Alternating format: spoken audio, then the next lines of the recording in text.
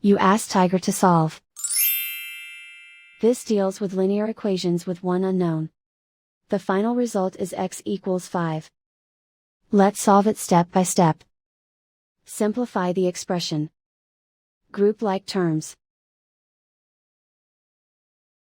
Simplify the arithmetic. Group all constants on the right side of the equation. Add 5 to both sides. Simplify the arithmetic.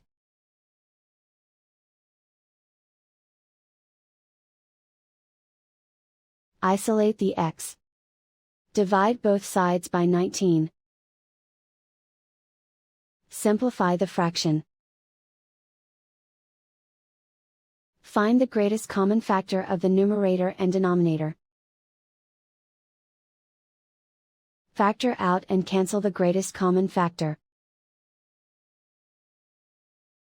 And so the final result is x equals 5.